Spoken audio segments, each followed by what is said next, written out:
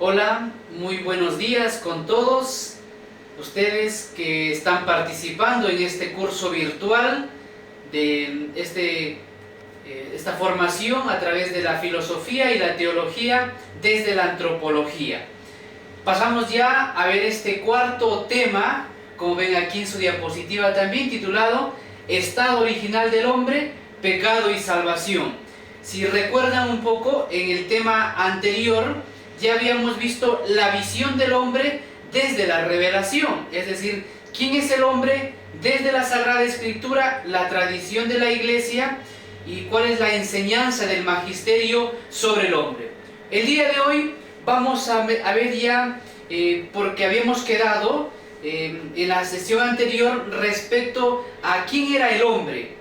Habíamos quedado cuando el hombre había quedado en esa amistad con Dios, quién es el hombre, quién es la mujer, y ahora vamos a ver qué es lo que pasó después de cuando el hombre pues ya entraba a esa desobediencia con Dios. Por eso ahora nos fijamos, estado original del hombre, pecado y salvación. Tenemos ahí 5 puntos que trabajaremos el día de hoy. El estado original del hombre, ¿cuál fue el estado original? ¿Cómo fue creado en esa justicia y amistad con Dios?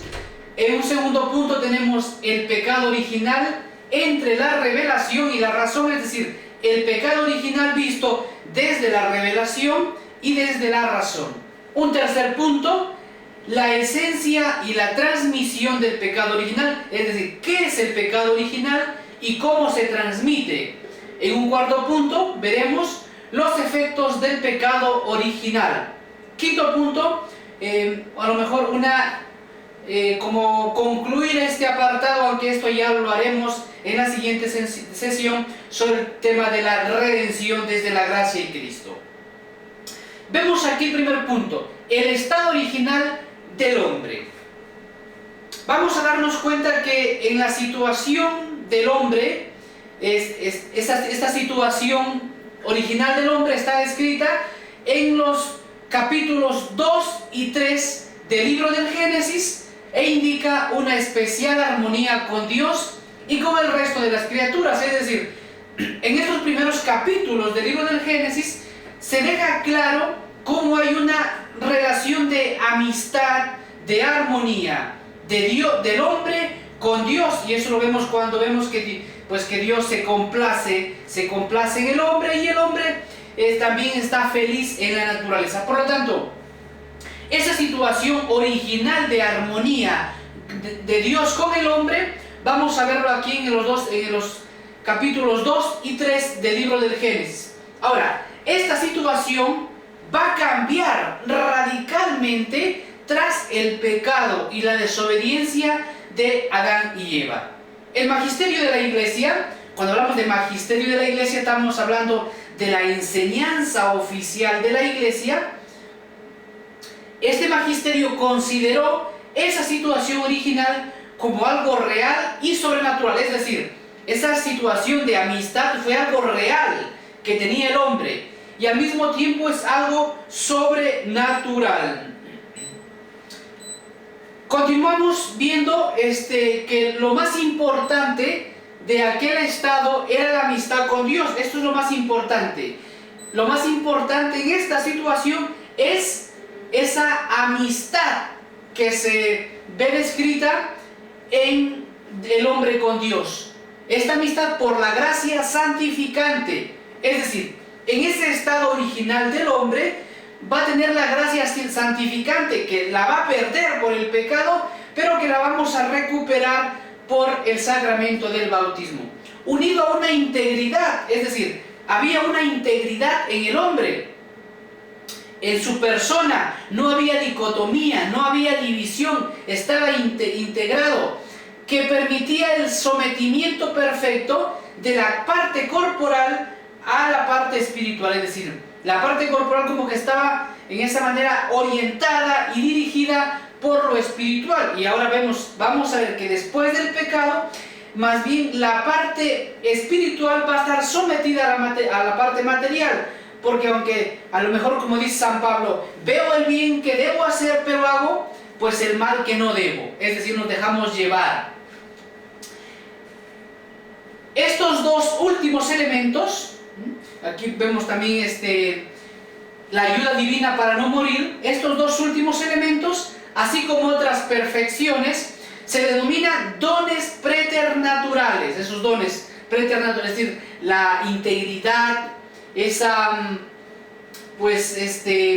perfección del hombre, estos van a ser llamados los dones preternaturales y constituyen, junto con la gracia santificante, la justicia original. Es decir, esos dones preternaturales más la gracia santificante constituyen la gracia, la justicia original. Por lo tanto, el hombre estaba en sus inicios creado, o estaba en justicia original, es decir, tenía esos dones preternaturales, esa integridad, esa ayuda divina para no morir, más pues la gracia santificante van a constituir la justicia original. Si se toma la naturaleza en sí misma, sin más dones, tenemos el estado de naturaleza pura, es decir, solo la naturaleza, sin aquellos dones preternaturales, se llamaría el estado de naturaleza pura. Si cuenta con algún don no sobrenatural en sentido estricto, que permite la armonía de lo material y en lo espiritual, entonces se denomina naturaleza íntegra. A ver, entonces, sin esos dones sobrenaturales, naturaleza pura. Con dones sobrenaturales, vamos ya a detener naturaleza íntegra.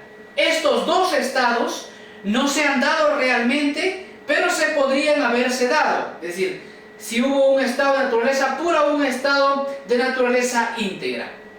Los estados reales que se han dado fueron el estado de justicia original. Ese estado de justicia original, recuerdan que decíamos, era esto, ¿verdad? Esa ayuda de Dios, esos dones preternaturales, más pues la justicia. Esto haría la justicia original, como veíamos aquí, si recuerdan. La justicia original, que constituye los dones preternaturales, constituyen pues más la gracia santificante. Es decir, los dones preternaturales más la gracia santificante constituyen la justicia original. Con el don de la gracia santificante y la integridad natural, estado de naturaleza caída. Con el don de la gracia santificante y la integridad natural, estado de naturaleza caída, después del pecado, con las consecuencias de debilidad y muerte, estado de naturaleza reparada. Es decir, ya después del pecado, las consecuencias y más la muerte, es un estado de naturaleza reparada, en el que actúa ya la gracia de Cristo después, pero se conserva la muerte. Es decir, aunque sea una naturaleza reparada, la muerte como consecuencia del pecado va a permanecer. Debilidad, por otro lado, aparte de muerte, debilidad y concupiscencia, es interesante también. Es decir, después del estado de naturaleza aún reparado, después del bautismo, por decir de alguna manera, va a quedar la concupiscencia. ¿Qué es la concupiscencia? La concupiscencia es ese estado de inclinación que tiene pues el hombre hacia el mal. Es un estado de inclinación. Ahora, la concupiscencia no es pecado. A diferencia de esto, por ejemplo, la teología luterana, Martín Lutero, consideraba que no había una reparación verdadera de la naturaleza después del pecado. Decía que después del pecado la naturaleza del hombre ha quedado totalmente corrompida, luego no hay reparación. Los sacramentos son como una mera apariencia, un barniz por afuera, lo cual es falso. La teología católica enseña que después del bautismo, gracias a la gracia santificante, hay una verdadera reparación de la naturaleza.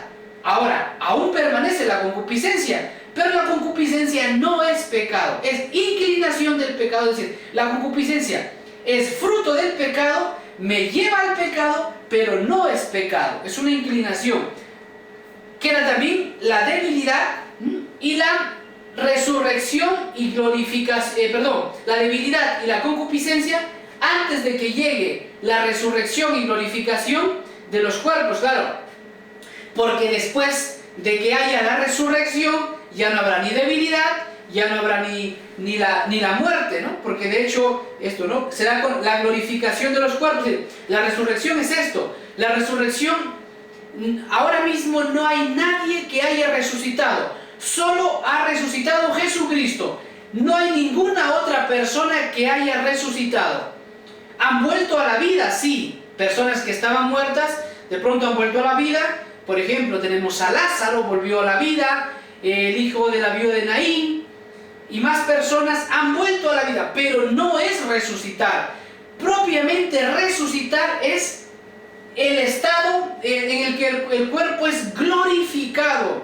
Quiere decir que después de esto, ya en el cuerpo no va a haber sufrimiento, ya no hay dolor, ya el cuerpo no tiene que tocar la puerta para pasar a otro lado. Y eso, por ejemplo, lo vemos Jesucristo después de su resurrección. Vemos que entra ahí cuando están los apóstoles y entra, no toca la puerta, es decir, pasa las paredes. ¿Por qué? Porque tiene un cuerpo glorificado. Ahora, todos nosotros tendremos ese cuerpo también después de la resurrección. Del final tendremos un cuerpo glorificado, es decir, un cuerpo al que ya no está sometido tanto pues ya la materia, el tiempo o el espacio.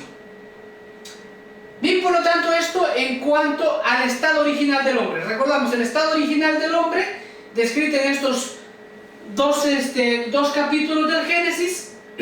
Tenemos ahí, ese estado original está compuesto, la gracia santificante, ¿bien?, más la justicia original, la gracia santificante, más los dones preternaturales, constituyen el estado de justicia original que se pierde por el pecado. Ahora, segundo punto, el pecado original, revelación y razón. Es decir, el pecado original es una verdad de fe que ha suscitado problemas en su comprensión. Verdad de fe, verdad de fe. De ahí que muchos la hayan negado o deformado. Por lo tanto, ciertamente, el pecado original es una verdad de fe. En Génesis 3, la muerte, la debilidad y diversos males entran en la historia del hombre por el pecado. Así lo vemos, ¿no? Después, en el Génesis 3 vemos que fruto del pecado entra la muerte, y con la muerte todos los males en el mundo.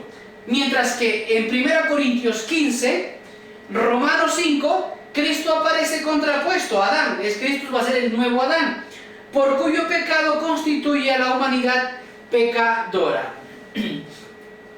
Diversos padres de la Iglesia subrayaron la relación entre el pecado de Adán y la situación actual de la humanidad, pero fue San Agustín quien, ante los errores de Pelagio, sistematizó tales enseñanzas, teniendo en cuenta también que ese pecado afecta a los niños. San Agustín va a ser de los primeros teólogos que va a dejar claro que ese pecado de nuestros primeros padres también afecta a los niños. Luego, si afecta a los niños tienen que ser también bautizados para recibir la gracia santificante.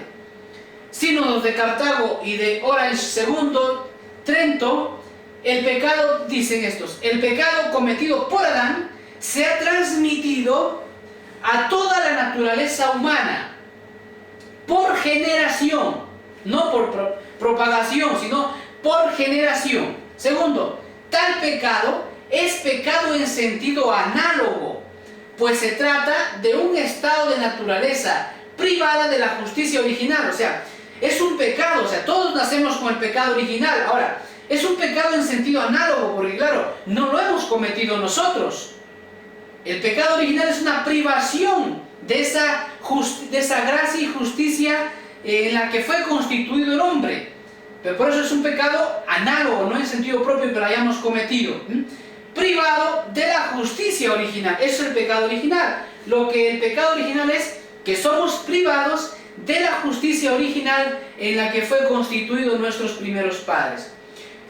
Los efectos que han sido del pecado original, el alejamiento de Dios, es decir, después del pecado original viene el alejamiento de Dios, la muerte y el desorden de las fuerzas naturales del hombre. Lógicamente, esos son los efectos del pecado original. Va a haber en el hombre un alejamiento, si lo vemos de manera pues literal, como cuando Dios va a buscar a Adán y dice: Adán, Adán, ¿dónde estás? ¿No? Y Adán dice, pues Adán se esconde, dice: Señor, estoy aquí. ¿Por qué te escondes? Es que estoy desnudo. Vamos a ver, el hombre se aleja de Dios. Ya se ha roto esa amistad, esa armonía, se aleja de Dios. Va a ver a Dios como un enemigo. La muerte, fruto del pecado, y el desorden de las fuerzas naturales. Va a haber un desorden inclusive interno en el hombre, va a haber una dicotomía, se va a dividir, e inclusive en las relaciones sociales del varón y mujer. Ya no va a decir el hombre no va a decir: esta sí que es carne de mi carne y hueso de mi hueso, sino que va a decir: esa que me diste por compañera me dio y pequé. Bien, por lo tanto, fruto del pecado original también se va a dar el desorden de las fuerzas naturales. No se puede probar mediante la razón, lógicamente, es una verdad de fe. El pecado original no vamos a poder probarlo por la razón, como se puede probar la existencia de Dios. Tampoco es algo que se oponga a la misma, es decir, aunque no se pueda probar por la razón el pecado original, no se opone a la razón porque no es algo irracional. Pues la experiencia humana de tal cantidad de males que casi parecen naturales remiten a una culpa que afecta a la naturaleza en su conjunto. Es decir, ¿cómo nosotros podemos darnos cuenta de esto? Gracias a los efectos, a lo que ha producido. Por eso tenemos niños pequeños que nadie les enseñó a mentir y mienten. Niños pequeños que a lo mejor de 3, 2 años rompen algo en casa, lo esconden y dicen: yo no fui. ¿Quién les enseñó todo esto? Pues es el desorden que hay en toda persona. ¿Bien? Por eso decimos, no se puede probar con la razón, pero tampoco se puede negar y ni se decir que se oponga a ella. Tercer punto. Tercer punto, tenemos aquí la esencia y la transmisión del pecado original. Es decir, ¿qué es el pecado original? ¿Cómo se transmite este pecado original? Primero, es la privación, es decir, ¿qué es el pecado original? Privación de la justicia original. Eso es el pecado original. Privación de la justicia original. ¿Y qué era la justicia original? ¿Recuerdan? Era esos dones preternaturales que tenía el hombre, ¿bien? Esa amistad con Dios, ese no morir, ¿bien? Y también tenía, decíamos, ¿no? Tenía ese orden interno en la persona, ¿bien? Y por otro lado teníamos la gracia santificante. Dones preternaturales, gracia santificante, constituyen la justicia original. Por lo tanto, ¿qué es el pecado original? Privación de esa justicia original, que afecta a la naturaleza humana. A toda naturaleza humana va a ser afectada por el pecado original, recibida, como decíamos, por generación, no por propagación de la misma. Como lo principal de la situación de justicia original era la gracia santificante, como recordamos, lo esencial del pecado original es la pérdida de la gracia. Es decir, ¿cuál es lo esencial en el estado de justicia original? Gracia santificante. ¿Cuál sería lo esencial en el pecado original? Pérdida de esa gracia, que luego veremos, lo vamos a recuperar gracias al sacramento del bautismo. Junto con el elemento propiamente sobrenatural, la gracia santificante, se perdieron los dones preternaturales que permitían evitar la muerte y la concupiscencia. Es decir, fruto de este pecado original, también se va a perder estos dones preternaturales que nos permitían evitar la muerte y la concupiscencia. Fruto del pecado original va a entrar la muerte y va a haber concupiscencia en todo hombre. El pecado original propiamente se encuentra, ¿dónde se encuentra el pecado original? En la esencia del alma. Esencia del alma, pero se extiende también a todas las diversas potencias y facultades, es decir, se extiende a toda la persona, a la memoria, al entendimiento, a la voluntad. De ahí por eso que ciertamente en el estado de justicia original el hombre, la inteligencia le mostraba algo y la voluntad decía quiero esto, le mostraba a Dios y el hombre decía quiero esto, hacía una adhesión a Dios de manera fácil y sencilla, pero fruto del pecado original ya la voluntad ya no va en ese sentido como a seguir a lo que le muestra la inteligencia, porque va a querer, la inteligencia le muestra estar muy bueno, pero la voluntad dice, ay, pero es que no puedo, es que no quiero, es que hay otras cosas. La transmisión, es decir, primero veíamos qué es pérdida de la justicia, veíamos aquí, privación de la justicia original, ¿qué es? ¿Cómo se transmite? Transmisión por generación, padres, hijos, se va transmitiendo. Ahora, ¿cómo se transmite? Es el aspecto más complejo de explicar de este dogma, pues hablamos de pecado sin la voluntad de la persona, claro, es decir, tienes un pecado sin que tú lo hayas cometido y ni lo hayas querido, porque yo ni he querido el pecado original, ni lo he cometido, pero igual lo tengo. Pero recuerden, es pecado en sentido análogo, es decir, en cuanto que estoy privado de la justicia original, no es que yo haya voluntariamente cometido ese pecado. Se propusieron diversas explicaciones, es decir, cómo se transmite, a partir de la naturaleza humana, algunas más deficientes, como el traduccionismo, suponía que todas las almas descendían del alma de Adán, y todas las almas no descienden del alma de Adán, cada uno es un alma distinta. Para Santo Tomás es pecado de una manera análoga, como ya explicábamos, así como en el acto moral los miembros que ejecutan participan de la moralidad de la voluntad, el género humano participa de la voluntariedad de Adán, que transmitió una naturaleza privada de la justicia original. Es decir, claro, en sentido análogo, ¿por qué? Porque en realidad, es decir, tenemos una naturaleza privada de la justicia original y participamos en ese sentido. Santo Tomás se apoya en una noción dinámica de naturaleza, en la unidad del género humano y en la profunda relación de lo material y espiritual. Otras explicaciones posteriores lo han querido entender como un acto personal, pero esto es falso, ¿sí? En el sentido de que era algo que realizaba cada persona en algún momento, o que Adán era algo así como el representante legal del género humano. Esto es falso, ¿bien? No es que, o sea, el pecado original no es un acto personal, no lo hemos cometido nosotros, ¿bien? Esto lo querían explicar ellos, como que en algún momento concreto el hombre, todos hicimos como ese acto libre de apartarnos de Dios, como hizo Adán y Eva, lo cual es falso.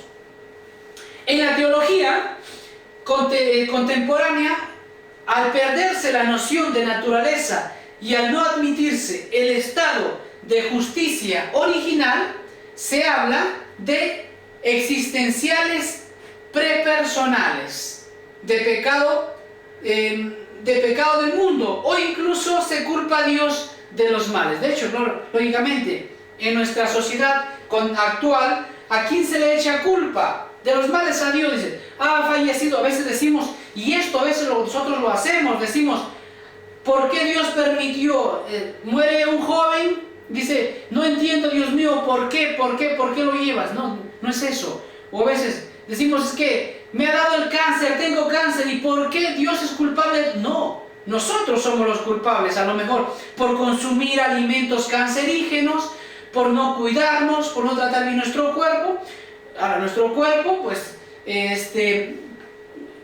por lo tanto va a sufrir esto, pero no es que Dios quiera esto ni que Dios mande esos males, ¿sí? No es eso. Dios no es culpable de los males. ¿cuáles son los efectos? ¿Cuáles son los efectos del pecado original? Es decir, ¿qué es lo que produce el pecado original? El alma queda privada de la justicia original. Eso es el principal efecto. Que el alma va a quedar privada de la justicia original. Es decir, esa amistad, esa armonía que había entre el primer hombre y Dios, por el pecado ya no se va a dar esto. El alma queda privada de la justicia original, es decir, ha perdido los dones preternaturales, ¿recuerdan? Porque podíamos evitar la muerte y la concupiscencia, y por otro lado se pierde la gracia santificante, ¿bien? Por lo tanto, el alma queda privado, y todos nosotros hemos quedado privados. De allí, ¿bien? De ahí, su esencia y sus potencias, el alma, su esencia y sus potencias están intactas, pero con dificultades para actuar, claro, lógicamente. Los santos padres explicaban lo siguiente, cuando hablábamos, recuerdan, en la sesión anterior, de que el hombre ha sido creado a imagen y semejanza de Dios. Los santos padres, cuando hablaban de imagen, hacían referencia más al aspecto de la inteligencia, del amor, de lo espiritual. Es decir, y cuando hablaban de la semejanza, se hacían referencia al aspecto moral. De ahí que el hombre es imagen en cuanto que es inteligente, que ama, que quiere, y el hombre es semejanza en cuanto que actúa. Entonces, después del pecado original, la imagen ha quedado intacta en el hombre, sigue siendo imagen de Dios, pero la semejanza, los santos padres explican que ha quedado disminuida. De ahí que mientras más obras buenas hagamos nosotros, más nos asemejaremos a Dios. Por lo tanto, ¿cómo nosotros recuperamos la semejanza que el pecado ha distorsionado? Gracias a las obras. Por lo tanto, como dice aquí, su esencia y sus potencias están intactas, lógicamente. La memoria, el entendimiento, la voluntad, pero con dificultades para actuar. Es decir, por eso nos cuesta estudiar, nos cuesta aprender, vamos a la oración y nos desconcentramos. ¿Por qué? Porque ya nuestras potencias, imagínense, ¿no? Por eso, una potencia, la memoria, el demonio nos ataca por ahí. Vas a la oración y entonces empiezas a recordar cosas del pasado, la memoria, es decir, esa memoria, esas potencias han quedado en ese sentido con dificultad. Por eso, desde aquí queríamos decir también que la que mejor ha rezado en el mundo, la que mejor ha querido, la que mejor ha podido conocer las cosas es la Virgen María. ¿Por qué? Consecuencia de esto, la Virgen María no ha sido privada de esa en ese sentido, o sea, no tiene la concupiscencia, porque no tiene pecado, es inmaculada. Luego, si no tiene pecado, el pecado no tiene en ese sentido pues las consecuencias, es decir, tanto todas sus potencias, la memoria, la voluntad, todas están intactas y no están con dificultad. Es un caso excepcional en el tema de la Virgen María. Al no tener el pecado, ¿sí?, al ser inmaculada, pues sus potencias no han sido dañadas. Por eso María pues es la que mejor ha amado a Dios y a su Hijo. Ahora, continuamos por lo tanto. Los daños se suelen resumir en los términos ignorancia. Claro, fruto del pecado original se va a dar la ignorancia. Desconocemos, ¿no? Tenemos que aprender, buscar, ¿no? La ignorancia. Son daños producidos ya por el pecado original. Siguiente, la malicia. La malicia es fruto del pecado original. Por eso, de manera alegórica, se ve en la Sagrada Escritura como cuando dice, estaban desnudos y no sentían vergüenza. Lógicamente, está explicando esto. No había malicia en el hombre y en la mujer. Veía la otra, lo que quiero explicar es que veía a la otra persona de manera integral, no dejándose llevar por la malicia, a lo mejor dejándose llevar por las pasiones desordenadas. No, Adán miraba a Eva con una integridad, sin dejarse llevar por la malicia. Fruto del pecado original se da la malicia. Ya vemos a la otra persona pues con malicia, a lo mejor con las pasiones desordenadas, vemos a lo mejor dejándose llevar a lo mejor, no sé, por el egoísmo, fruto del pecado original. Siguiente daño que produce el pecado original, como lo vemos ahí, tenemos la debilidad. Debilidad. Y por eso, lógicamente, qué bonito, ¿no? Gracias al sacramento de la confirmación, recibimos ese don del Espíritu Santo, que es la fortaleza para luchar, ¿sí? Precisamente para esto, ¿sí? Como para reparar aquel daño introducido por el pecado original. Y siguiente, la concupiscencia, como ya explicamos de manera rápida al inicio. ¿Qué es la concupiscencia? Es esa inclinación hacia el mal. Y todos, eso se puede ver, todos de alguna manera sentimos como esa inclinación al mal. Vemos que tenemos un ejemplo concreto de esto.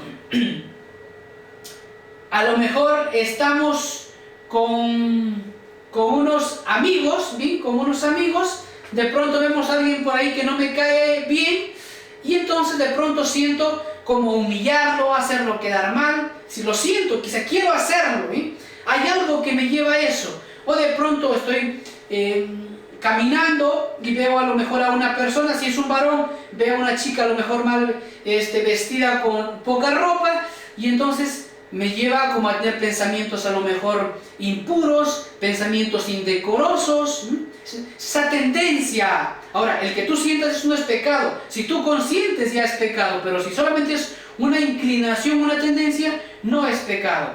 O por ejemplo, ¿no? Estás por ahí por la calle y de pronto dices supuestamente a tu enemigo y dices,